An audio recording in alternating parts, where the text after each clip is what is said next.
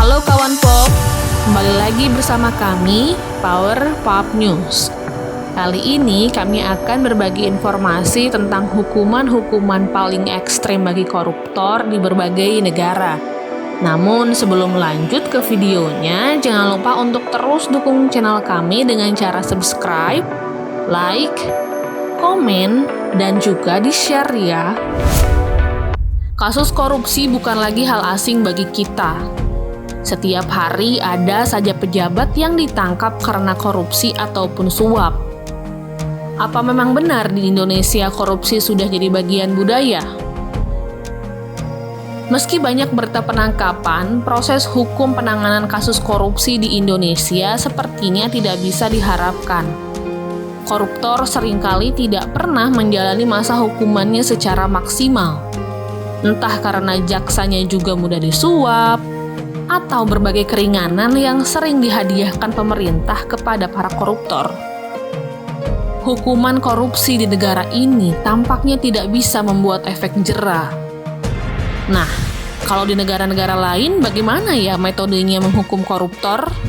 Yuk disimak bersama. 1. Cina menerapkan eksekusi mati di depan umum bagi koruptor. Sejak Xi Jinping menjadi presiden Cina di tahun 2013, hukuman mati diberlakukan untuk semua pelaku korupsi tanpa terkecuali. Tak peduli apakah dia petugas biasa ataukah pejabat tinggi, jika tertangkap korupsi maka konsekuensinya nyawa menghilang. Sejak saat itu, ribuan orang sudah menjalani eksekusi yang beragam bentuknya, mulai dari ditembak di tempat khusus hingga ditembak di depan umum. Liu Zijun, mantan menteri perkereta-apian, termasuk yang dieksekusi mati karena kasus korupsi dan suap. Sementara Zhou Yongkang, mantan pejabat tinggi negara, kini mendekam di penjara untuk menghabiskan sisa hidupnya.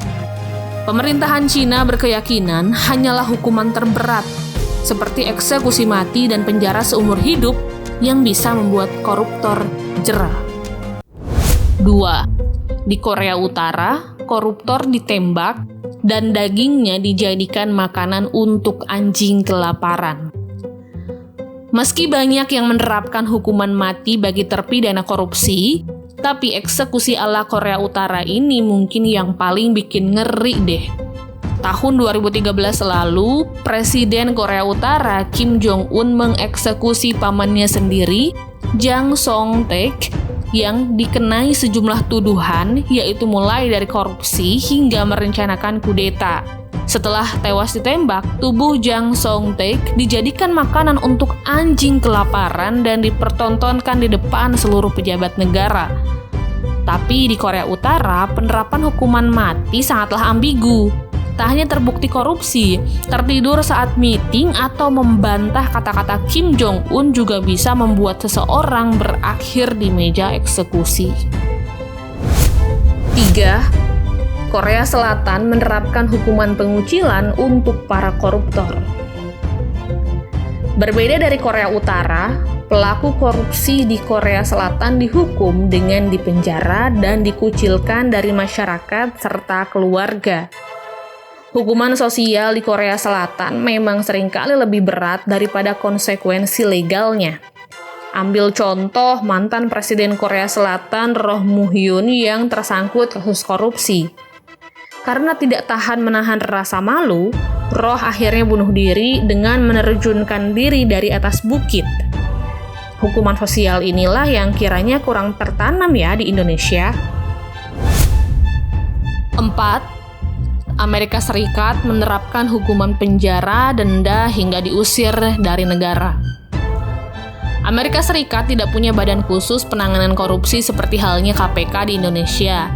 Juga tidak percaya akan hukuman mati karena alasan hak asasi manusia.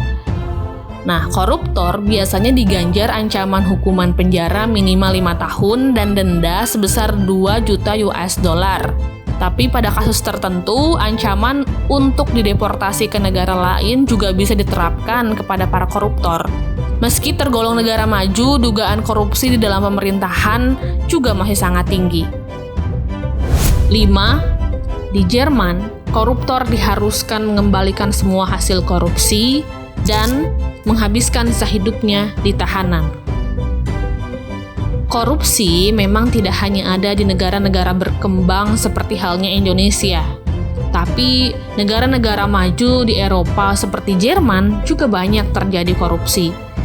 Transparansi di Jerman sangatlah tinggi, tapi kasus-kasus korupsi yang berbentuk suap masih sering terjadi. Sama seperti halnya di Amerika, Jerman juga tidak mempunyai lembaga khusus yang mengurusi korupsi. Seseorang yang terbukti korupsi akan mendapat hukuman seumur hidup dan diwajibkan mengembalikan seluruh uang yang sudah dikorupsi. 6. Koruptor di Jepang merasa wajib menghukum dirinya sendiri. Secara hukum, kasus korupsi di Jepang hanya akan diganjar dengan hukuman maksimal 7 tahun. Jepang juga tidak punya undang-undang yang khusus membahas tentang korupsi. Tapi di luar hukum, budaya malu dan harakiri lebih kuat untuk mengatasi persoalan korupsi. Saat seorang pejabat terbukti melakukan korupsi atau terlibat suap misalnya, pengacara akan membujuk dia untuk mengundurkan diri dari jabatan dan mengembalikan semua harta yang sudah diambil dari negara. Karena budaya malu ini juga banyak koruptor di Jepang yang kemudian memilih untuk bunuh diri. Bandingkan saja dengan koruptor di Indonesia. Mereka seringkali tidak punya rasa malu dan bebas saja melenggang bagi orang yang terhormat. Bener nggak? 7. Arab Saudi menerapkan hukuman kisos atau pancung untuk koruptor. Hukum yang berlaku di Arab Saudi adalah hukum syariat Islam. Hukuman bagi seorang pencuri adalah potong tangan. Tapi korupsi berbeda dengan pencuri. Korupsi adalah bentuk kriminal yang lebih berat daripada sekadar mencuri. Karena itu, hukumannya juga jauh lebih berat. Untuk koruptor, hukuman mati sudah menanti. Berbeda dengan eksekusi hukuman mati Cina dengan cara ditembak, di Arab Saudi hukuman mati dilakukan dengan cara kisos, alias pancung, atau dipenggal. Nah, kawan-kawan pop, menurut kalian, hukuman apa yang pantas diberlakukan kepada koruptor supaya mereka jera?